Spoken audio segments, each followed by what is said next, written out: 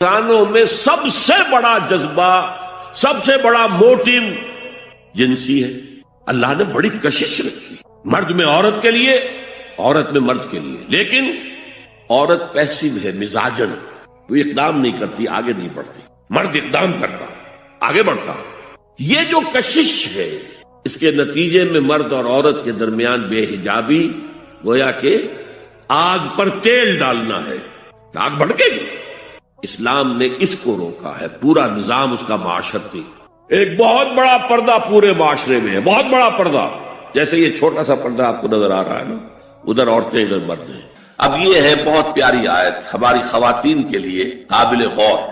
نیک بیویاں تو وہ ہیں جو تابع دار ہوں، اطاعت کیش ہوں، مردوں کا کہنا مانے، ان کی اطاعت کرے۔ حافظات للغیب، اور غیب میں ان کے لیے محافظ بنے، ان کے مال کی بھی حفاظت کرے۔ یہ نہیں خیانت کر کے اب شوہر تو گیا ہوا، جو چاہو اس کے مال میں سے جس کو میں جو چاہوں دے دوں، نہیں، یہ اس کا مال جو ہے وہ اسی کا ہے، اس کی خیانت نہیں کرے گی، وہ امانت کے ساتھ حفاظت کرے گی، اور اس کے علاوہ اپنے نفس کی حفاظت کرے گی، اس لیے کہ وہ بھی اب شوہر کی امانت ہے۔ اب اس کا جو بھی جنسی معاملہ ہے وہ اس کے اپنے اختیار میں نہیں رہا۔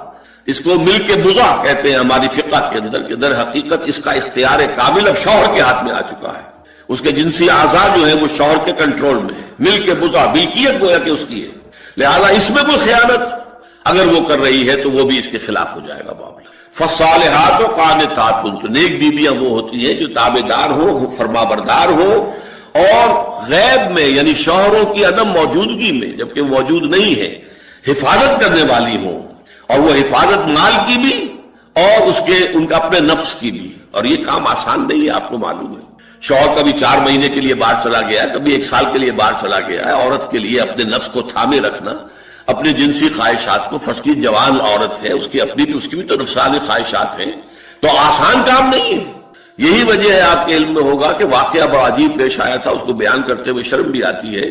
حضرت عمر رضی اللہ تعالیٰ عنہ اپنی رات کے گشت میں ایک مکان کے پاس سے گزر رہے تھے، تو انہوں نے سنا کہ ایک عورت جو ہے وہ بڑے درد بھرے الفاظ میں کچھ گا رہی ہے۔ اگر مجھے اللہ اور اس کے رسول کا فرق کا خوف نہ ہوتا تو تم دیکھتے کہ اس وقت میری چارپائی جو ہے چرچرا رہی ہو۔ تو اس پر حضرت عمر جو ہے وہ تنبہ ہوا کہ ہمارے لوگ جو ہیں جہاد پر جاتے ہیں، سال بھر تک واپس نہیں آتے، تو اس سے تو سوسائٹی کے اندر بہت زیادہ جو ہے ایک اندیشہ اور خطرہ پیدا ہو جائے گا۔ تو انہوں نے اب دیکھیے یہ بات بھی کہ دین میں کوئی شرم اور حیا اس معاملے میں نہیں ہے، کہ اپنی بیٹی سے پوچھا، حضرت حفصہ سے، اب وہ بیٹی بھی ہے اور ام المومنین بھی ہے، حضور کی اہلیہ ہے تو ام المومنین ہے، لہذا حضرت عمر کے لیے بھی ماں کے درجے میں ہے، اگرچہ ہے حضرت عمر کی صاحبزادی، کہ تم مجھے بتاؤ حفصہ، ایک عورت زیادہ سے زیادہ کتنے عرصے تک صبر کر سکتی؟ اور کوئی قباحت محسوس نہیں کی حضرت حفصہ رضی اللہ تعالی عنہا نے، کہ 4 مہینے۔ تو پھر انہوں نے یہ آرڈر نافذ کر دیا، کوئی مجاہد 4 مہینے سے زیادہ جو ہے وہ بحث پر نہ رہے، لازماً وہ آئے چھٹی لے کر اور وہ گھر پہنچے۔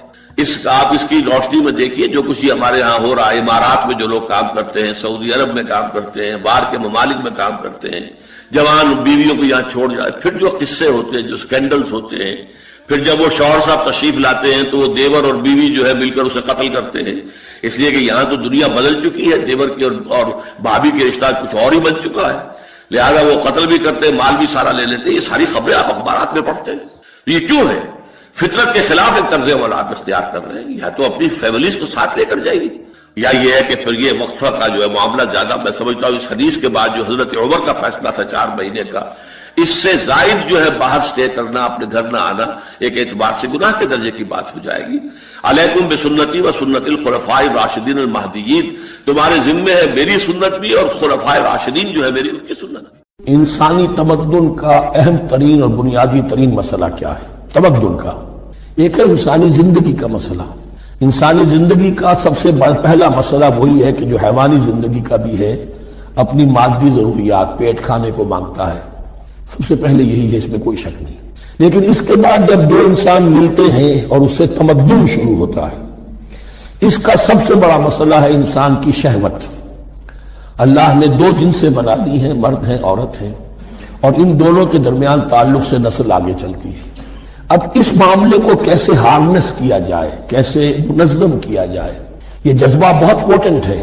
جو فرائڈ نے کہا ہے بس وہ یوں سمجھیے کہ ذرا زیادہ مرچ مسالہ لگا دیا، ورنہ اس میں کوئی شک نہیں کہ یہ بہت ہی پوٹنٹ جذبہ ہے انسان کا. انسٹنکٹ جو ہے سیکس کا انسٹنکٹ وہ بہت مضبوط ہے، بہت قوی ہے. لیکن جو شاید اتنی قوی ہو اتنا ہی اسے پھر جو گھوڑا جتنا منہ زور ہو اتنا ہی اس کو لگام دینا جو ہے وہ آسان نہیں ہوتا، اس کے لیے پھر مشقت کرنی پڑتی ہے. تو اب اگر تو اس سیکس کو اوپن کر دیا جاتا، کھلا سیکس، فری سیکس، آج کل یہ لفظ استعمال ہوتا ہے فری سیکس، کیوس ہوتا، تمدن میں فساد ہو جاتا. اس کے لیے شادی کا معاملہ کہ ایک عورت کا ایک مرد کے ساتھ رشتہ رہے، سب کو معلوم ہو کہ یہ اس کی بیوی ہے، یہ اس کا شوہر ہے، تاکہ اس طریقے سے نسب کا معاملہ بھی چلے اور ایک خاندانی ادارہ وجود میں آئے. ورنہ تو خاندانی ادارہ بس کیسے وجود میں آئے گا؟ فری سیکس میں تو خاندانی ادارہ وجود میں آ ہی نہیں سکتا. تو شادی کا، نکاح کا یہ رشتہ جو ہے یہ اللہ تعالیٰ نے اختیار کیا اور یہ انسانوں کو سکھایا. اور آج کی دنیا میں تو جو یہ مرد و عورت کی مساوات کا سلسلہ ہے یہ شیطان کا سب سے بڑا فلسفہ اور معاشرے میں فساد اور گندگی پیدا کرنے کا اس کا سب سے بڑا ہتھیار ہے. اور اب جو کچھ رہی صحیح اقدار ہماری ایشیا کے ممالک جو ہے زیادہ تر مسلمان ممالک ہیں، ان میں خاندانی نظام کی جو بچی کھچی شکل رہ گئی ہے اس کو برباد کرنے کے لیے یہ قاہرہ کانفرنس اور بیجنگ کانفرنس، اس ایشیا کا گھیراؤ دونوں طرف سے، مشرق سے مغرب سے، کہ عورت کو آزاد کرو، عورت کو اٹھاؤ، ایمینسیپیشن کے نام پر، آزادی کے نام پر، اور مرد و عورت کی مساوات کے نام پر، تاکہ خاندانی نظام ٹوٹ کر رہ جائے جیسے کہ ان کے ہاں ٹوٹ چکا ہے. خاندانی نظام نے، یہ کلنٹن صاحب نے کہا تھا اپنے 9.5 کے میسج میں کہ ان قریب ہماری قوم، امریکن نیشن، بہت جلد اس کی اکثریت حرامزادوں پر مشتمل ہوگی. Born out of wedlock, وہ کسی شادی کے نکاح کے نتیجے میں کوئی وجود میں نہیں آئے، زنا کے نتیجے میں وجود آئی بھی قوم ہوگی. ون پیرنٹ فیملی رہ گئی ہے، ماں ہی باپ ہے اور وہی ماں ہے، اور وہ دونوں وہ جانتے ہی نہیں. اب وہاں بڑی ایک مہم اٹھ رہی ہے کہ ہر انسان کا حق ہے جیسے معلوم ہو کہ میرا باپ کون ہے. وہاں تو بہت سے لوگ پتہ ہی باپ کون ہے میرا کیا پتہ. یہ تباہی ہے جو اس معاشرے پر آ چکی ہے، اور ہمارے ہاں بھی لوگ اسی معاشرے کی نقالی پر چیلنج کریں. وَيَسْأَلُونَكَ عَنِ الْمَحِيضِ، اور وہ عورتوں کے ایام ماہواری کے بارے میں آپ سے سوال کر رہے ہیں. قُلْ هُوَ أَذًى، کہہ دیجئے وہ ایک ناپاکی بھی ہے اور ایک تکلیف کا مسئلہ بھی ہے. فَاعْتَزِلُوا النِّسَاءَ فِي الْمَحِيضِ، تو حیض کی حالت میں اگر تمہاری بیویاں ہوں تو ان سے علیحدہ رہو، مقاربت نہ کرو.